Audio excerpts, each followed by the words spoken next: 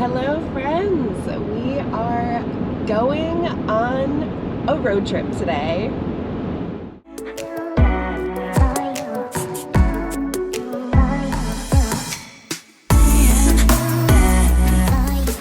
Welcome to the Mexico YouTube channel. If you are new here, thank you and welcome. My name is Meg and I am a yarn dyer and a yarn enthusiast. I am the owner and yarn dyer behind Mexico.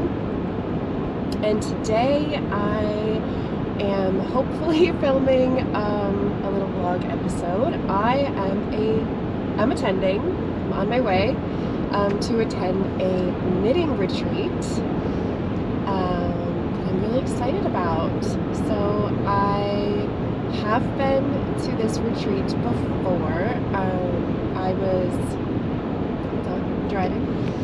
I was invited to this retreat last year to actually be one of the vendors, and I had such an amazing time. The vibe was absolutely incredible. It was just so relaxing, and I just instantly, I was like, I am coming back next year as an attendee so I can fully enjoy this without also having to work. And so here we are, driving on our way. So I'm so excited. So I am going to I guess it's called the open house at the Brick Inn. So this retreat is put on by Sandy Long. She is the owner of Longmeadow Farms. She's a shepherdess as well as a yarn dyer. She has her own flock of sheep and so a great selection of wool and yarn that she has spun from her own flock, as well as some commercially milled yarn that she dyes. Her colors are exquisite. I love her palette. And then of course the fact that, you know, you can get yarn that both dyed and undyed from her own flock is just always incredible. It's always just so special. And she just does such a phenomenal job with putting on just the most relaxing day. So what is a knitting retreat? The only way that I can really describe it, it's like going to a spa for knitters. And what was actually great about this retreat is that it's not just for knitters. It was, I would say it's very much for all fiber art enthusiasts. Last year, quite a few people brought their spinning wheels and we're spinning all throughout the day. I debated bringing my spinning wheel and I just didn't. My spinning wheel just doesn't really pack down very nicely, and I just didn't want to bring it. So I brought my knitting, but there's always lots of crocheters. So I feel like knitting retreat rolls off the tongue a little bit easier, but this is a fiber friend retreat. And some retreats, you know, will have more of a formal itinerary with maybe some speakers and like class times. This retreat is all chill, and I gotta say, I love it. Like, it really is just sit, relax. It takes place in a bed and breakfast that is like an old Victorian mansion. So you're hanging out in this beautiful mansion out in the countryside, and it's just, I don't know, it's like there's just something about like the environment and the chill vibes, and it's so relaxing, so inviting, and it's semi-local. It's only about an hour drive for me, so I know a lot of the people that will be there, just because they are in my kind of semi-local community already. So yeah, so like I said, I just highly enjoyed it last year, and I'm so excited to go again this year.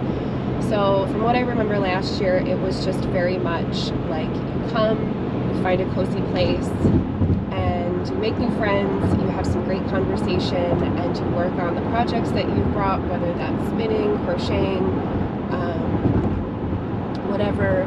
And then Sandy does set up her own shop within this beautiful inn, And then she invites different vendors every year, so that the event is just a little bit different every year. She invites 1 to 2 different vendors every year to set up a little pop-up as well. And so there's going to be 2 vendors this year, Jerry, Birch Tree Fiber Co., and Diane of D&D Fibers. So there's going to be lots of spinning fiber to tempt me, and lots of beautiful colors of yarn, and then Sandy's beautiful yarn. So it's just neat that you can like hang out in this inn and then also casually shop. And as a vendor, I really liked vending that style of event because there wasn't like this flurry of, you know, the gates of a festival opening and people coming in your booth, and it's just like a constant rush all day, because you're just like set up in an inn where people are going to just be there all day. It really allowed you to spend time with each individual customer in a way that I'd never really experienced before, because you know, everyone's going to be there all day. So there was no rush. So, you know, if I was busy helping somebody else, you know, they just went back to their chair and went back to their knitting project and then came back when I was free. So I got to like just spend so much time with each customer, building their projects, picking out their colors, getting to know them. And like that alone was like, I don't know, it was just really special. So Sandy puts on a really special event, and it was something that like I've never vended like that before, and it was really neat. And like I said, I'm really excited to go back and be a participant. It being a bed and breakfast, we're not getting breakfast. I think there is like coffee and stuff, but we're not getting breakfast. But there is going to be a wonderful lunch. I did get to eat the lunch last year, and it was so delicious. So I am looking forward to that again. And then of course there is like little special treats, like some giveaways, some door prizes, and yeah, so just really looking forward to it. It's just a great way to, you know, just like fellowship with your fellow semi-local-ish makers, meet new friends, you know, just really like immerse yourself in a day with people who are as equally obsessed with the same craft that you are, and you end up, you know, meeting so many new and interesting people, hearing so many new and interesting stories. I loved how many generations were attending this event last year, from you know, literally children to, you know, grandparents, and I loved that multi-generational community coming together to share together with a meal and their craft, you know, share stories, share techniques, and I don't know, it's just one of those things where it's like, it's really hard to describe, because it's like, well, what did you do there? And it's like kind of nothing, but like that's the point. Like the whole point is to just, you go in and you unplug and sit down, and just all the crap of the world and your life and the laundry, it just, you leave it at the door and you spend a day with just amazing people, and you end up leaving just very fulfilled, very full. So anyway, so I'm excited. So I'm driving there. So I don't know, like, you know, how much filming, if any, I'll really be doing at the event, you know, just for the sake of like privacy and stuff. I don't want to be like pulling out my camera. Yeah, I'd love to like kind of share and capture the vibes, especially the actual like inn itself. So hopefully I'll be able to sneak in maybe some photos just from my phone, or maybe some like rough phone video of, you know, people's feet. You know, again, I want to respect people's privacy and not, you know, not be like filming and putting them up on my YouTube channel. So we'll see what I can capture discreetly, yeah, without being a nuisance, but hopefully I can at least check in afterwards and just kind of share a little bit. I'm sure that I will pick up some new treasures. I know one of the things, so I was trying to figure out, you know, okay, you know, obviously I love supporting the vendors, but, you know, I always want to make sure that I'm shopping intentionally and not just shopping because In 2 miles, take exit 7 for New York 408 toward New York 63, Mount Morris. Thank you. I always want to make sure that I'm shopping intentionally and not just making purchases because there are things there to buy. So, you know, I was thinking about, you know, looking in like my stash, like what I have, what I don't have, and then, you know, projects that like I really want to do. And one of the things that's been, I know, on my to-do list for, not on my to-do list, but my like, things that I want to try and make for a while is to do a sweater spin. I'd really love to, yeah, spin a full sweater's quantity of yarn and then get a sweater with it. And while I've spun a ton of yarn and I have a ton of spinning fiber, like my fiber stash is getting a little icky. Not icky, but it's getting a little bigger than I would really like it to. As I'm going through it, it's kind of like, you know, when you buy all those one-of-a-kind sock skeins, I couldn't really hold together. Exit 7 for New York 408 toward New York 63, Mount Morris. I couldn't really pull together like a cohesive kind of palette. So, so that might be what's on my list today is to, because I know that Sandy usually has some good, oh, I gotta drive here. I know that Sandy usually has some good spinning fiber, and definitely D&D Fibers is gonna have spinning fiber. And I know that even Jerry started. In a quarter mile, turn left onto New York 408 South. Okay, thank you.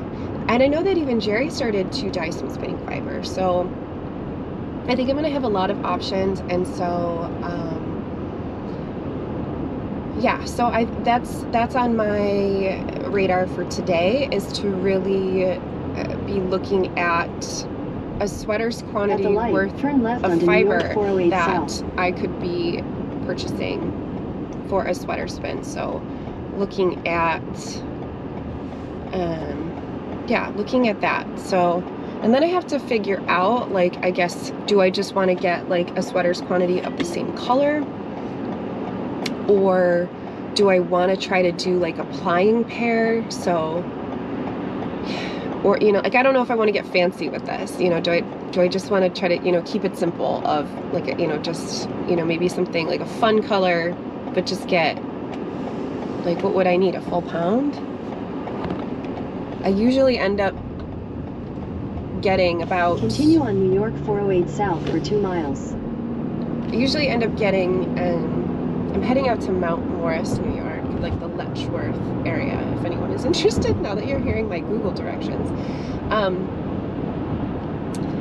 So I end up getting like a DK weight. There you go. I end up getting like a DK weight, usually when I spin.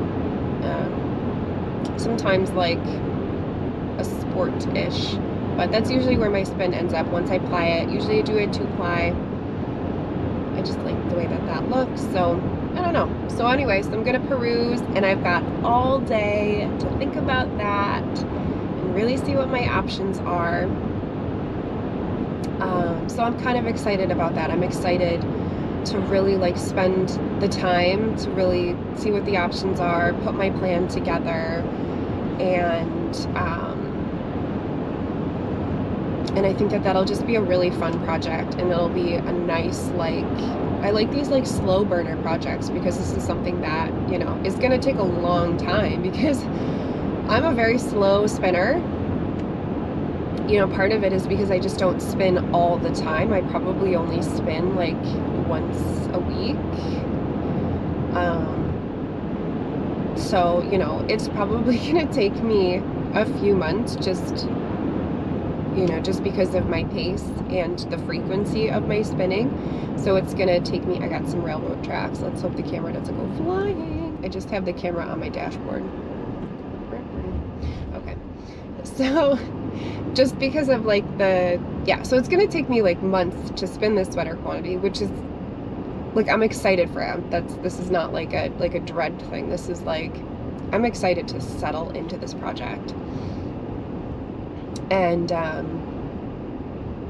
so, and then, you know, and then knitting the sweater, you know, that's going to take 6 to 8 weeks, depending on how frequently I put it down, of course.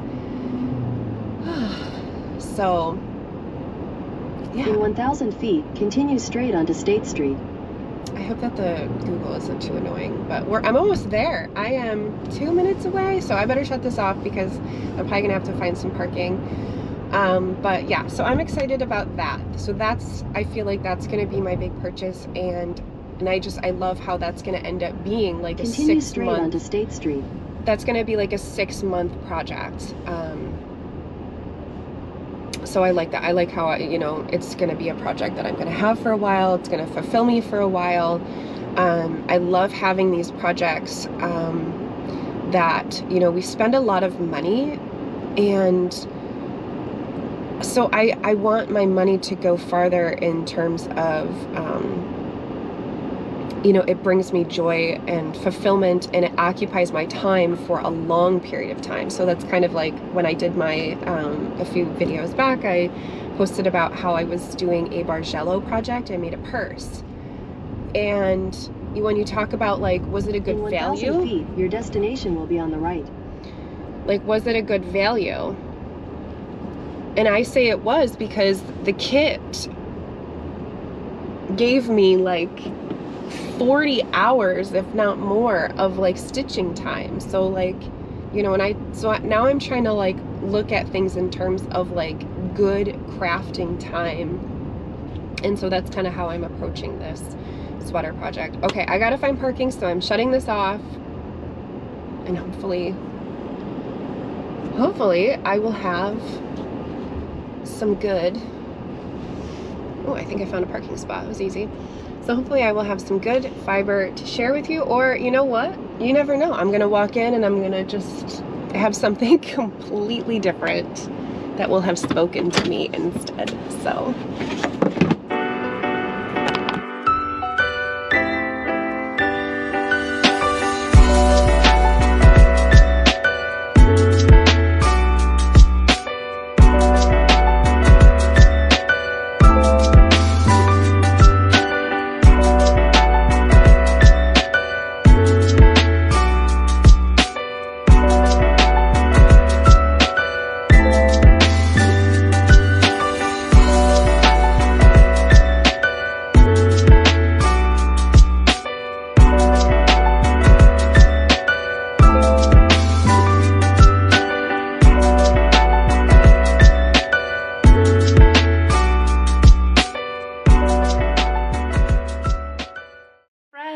I am back from my retreat.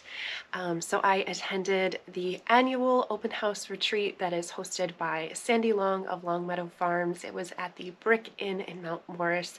It was absolutely wonderful. I had such an amazing time. I got so much knitting done, so I wanted to share the project that I brought with me and that I was working on, because it's actually an old WIP that I put aside just to work on other shop samples, other things. And, you know, unfortunately, it's like once you put something aside, it's so hard to go back to it. But I'm so glad that I picked this back up again, because I remember how much I really enjoyed working on this. And so I do not plan to put this back down, because love it. I love the way it looks. Look at how pretty. I love the way it feels. The fabric is absolutely fantastic. And it's just such a easy to memorize pattern, but because you're constantly changing colors, it's very potato chippy. It's very satisfying. So this is, I can remember without looking, right? I can't. It's the Botanic shawl. It's a Stephen West shawl. I'm pretty sure it's the Botanic shawl. I have to cheat. It is. I was right. Okay. It's the Botanic shawl by Stephen West. So yeah, it's one of those ones where you start off super, super teeny tiny, and you know, you increase on one direction So it's growing like that. So I haven't really read ahead. I don't know if you eventually start decreasing. It doesn't matter. But the pattern is super easy to memorize, like I said before, but it's just so lovely. So the way that the pattern was written is that you don't necessarily have to use all individual colors if you didn't want to. You can use like a self-striping or a gradient, or just I could see this being a really fun hand-spun project, you know, where your hand-spun is just kind of slowly changing throughout. It's just really pretty, and the fabric, it's making a really fun fabric with lots and lots of texture. And then I'm adding even more texture in there because I'm using my American tweed, which is a fingering weight non-superwash US sourced tweed yarn. It's so soft. Love it. So this was actually, I had started this last spring, and funny enough, I was actually working on this at Sandy's event last year. It was super tiny at her event last year, but this was actually the project that I brought with me to that event last year, because my American tweed yarn had just come out.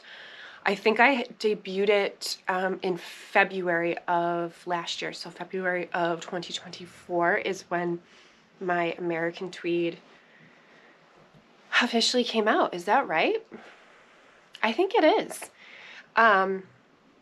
So I'm making it in last year's spring colors. So these colors are not actually in the shop anymore, but I realized that the spring collection that I did this year is pretty similar, just a little bit bolder and brighter. So instead of the kind of pastel mint that I did last year, I did more of like an aqua.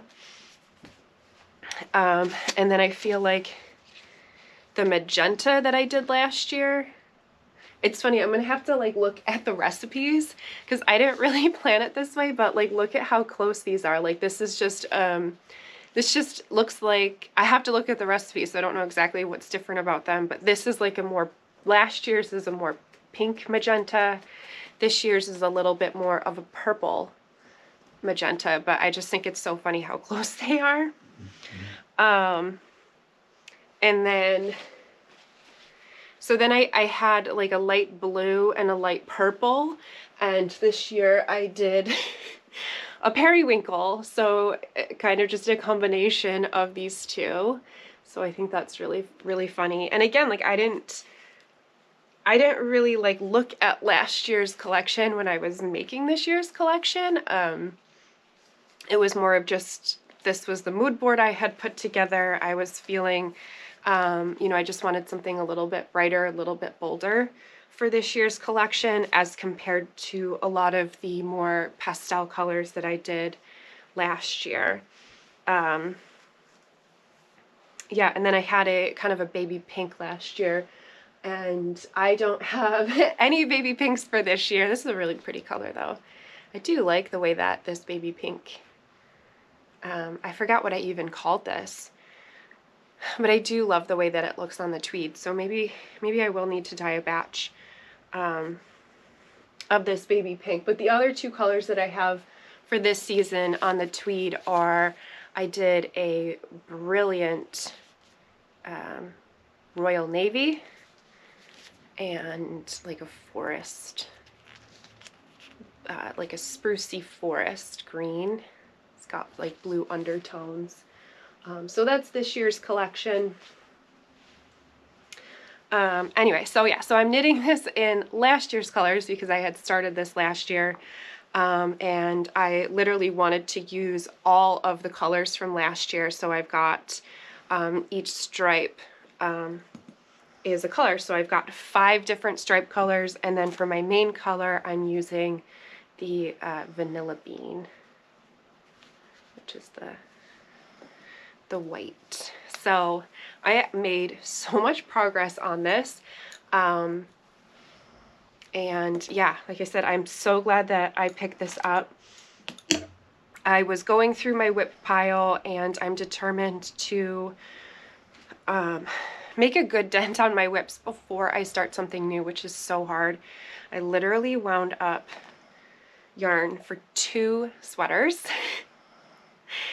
And I've promised myself I have to finish at least one more thing before I actually start those sweaters, because if I start the sweaters, this will get bumped. Everything will get bumped. So I don't want that to happen.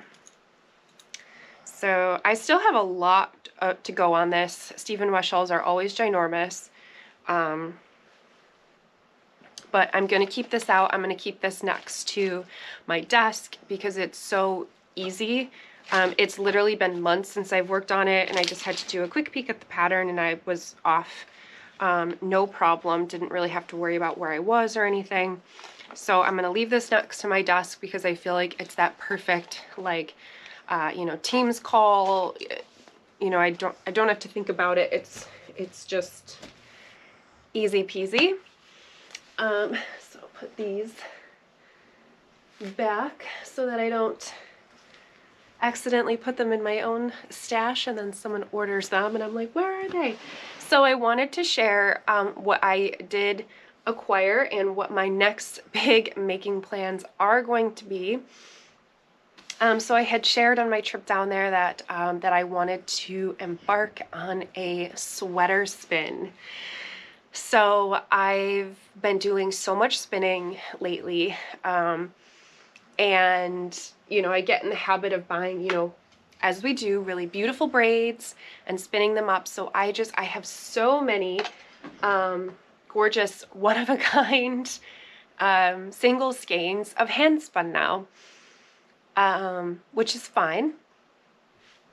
I'm here for it. But basically I have shawls and shawls worth of hand spun quantities now, and I really want to knit a sweater in hand spun yarn. I think I'm there. I think my consistency is enough. I'm still not good enough. I feel like that's terrible. Everyone is good enough, but I'm still not good enough to be able to kind of jump into the spinning project, like saying, okay, I'm gonna spin a sport or I'm gonna spin a DK. Usually I just have to kind of get a feel for, like, you know, what this particular fiber kind of wants to be, like how is it drafting and whatnot. And that's what it ends up. But I just had like a total brain fart. Like, I don't know where I was going with that train of thought. Yeah. So I think I'm finally there where I can, even though I can't necessarily go into a project with it aiming for a specific gauge, I am confident that my skeins coming out are pretty consistent, and I think sweater fabric good. And I just mean by that is not so, like, yes, you know, you can tell that it's hand spun. There's going to be thick and thin sections, but it's not going to be so crazy, so lumpy bumpy that my gauge is going to be all over the place and I'm going to end up with a garment that's kind of, you know, misshapen. So yeah, so I was specifically looking for a sweater's quantity worth of fiber because, again, even though I have a wonderful stash of fiber, I just have lots of odds and ends. I didn't really have anything that, like, I kind of could put together into, like, a sweater spin. But fortunately, D&D Fibers was one of the vendors, and she has amazing fiber. And so I picked up some 70% BFL, which is Blue Face Leicester, and 30% Tussa Silk. It's so nice. So my original intention was to just get 5 all the same color, but she didn't have any all the same color, so that just didn't happen. So what I ended up doing, and I hope that this just isn't too ambitious, what I ended up doing was getting, so she had, these were the first two that I picked up that I just thought were absolutely gorgeous. My dog is snoring so loud, by the way. So these were so gorgeous. So these were the first two that I picked up. And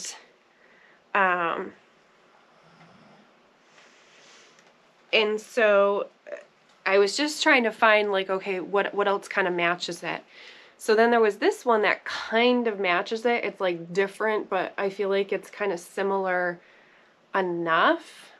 So to pull this one to kind of match these ones, I found these solid colors.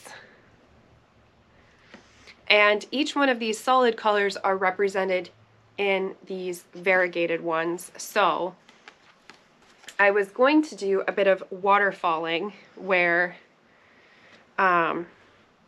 like half of this is going to get plied with half of this, and then half of this is going to get plied with half of this.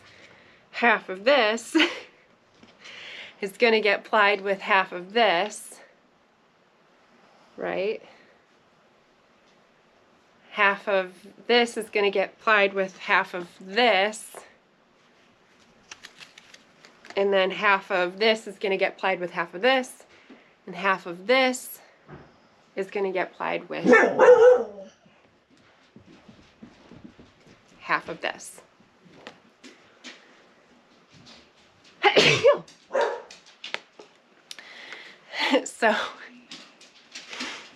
So I think it's going to be ambitious, but I think it's going to be really cool that all the skeins should kind of, I should end up with 6, right? Yes, I should end up with 6 skeins, and I think that they should all kind of match each other really well. That I think once I'm knitting on my garment, I think if I'm rotating these skeins kind of like into a fade, I think it's going to make a really cool effect. So which sweater am I going to knit? So because I don't really know truly what gauge I'm going to get coming out, so my last spin that's currently soaking right now is about a worsted weight, pretty solid worsted weight. It's I got I think when I figured it out, it's more than 100 grams, but when I figured it out, it's about 200 yards per 100 grams. So that's a pretty solid worsted weight, almost getting into Aran weight. So I'm gonna hope to just go a little bit thinner with this one.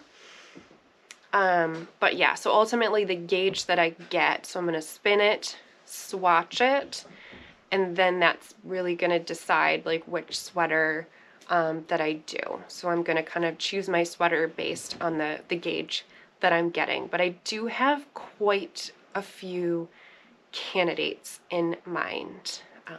So I'm not really worried about that. I'm basically just going to choose any basic sweater shape because the colors are going to steal the whole show. So basically, as long as I can find a sweater that matches the gauge that I have, I'm looking at the shape. I'm like, it can have color work. I'm not going to do the color work. So it just has to have the right gauge and the fit that I'm after is really all that I'm going to be looking at. So like a raglan or a pullover, those are all. And then something that's like, you know, not too boxy, but, you know, just kind of your basic bitch sweater. So anyway, so that's all for now. So hopefully I will be sharing lots of spinning content over the next few months, and I'm definitely going to say months because I'm in no rush. Spinning is meditative for me. I am all good with being a steady and slow spinner. I probably spin maybe a bobbin a week. and I'm gonna need to spin 12 bobbins and then ply them. So yeah, so I'm going to have a spring and summer's worth of spinning, which I'm really excited about because I wanted something that I wanted a project that was gonna you know, carry me through the next season, and then I can start knitting on this hopefully in the fall. So I'm excited about that. Yeah, and then I have my last hand spun project that I did, and I'm like staring at it, it's staring at me, it's on my winding table. And again, I'm not gonna wind it up until I just get a couple whips off my needles, because I know that once I get that hand spun shawl on my needles, so my last spinning project was I made a gradient, kind of similar to what I'm doing now, but I made a gradient with some sparkle yarn that I'd gotten at like 3 years worth of Rhinebeck trips, and I'm going to knit the Lava Lake shawl by Stephen West. So I'm really excited to get that on my needles, but yeah, I just got to clear up some knitting, got to finish some projects. So anyway, that's all for now. Bye.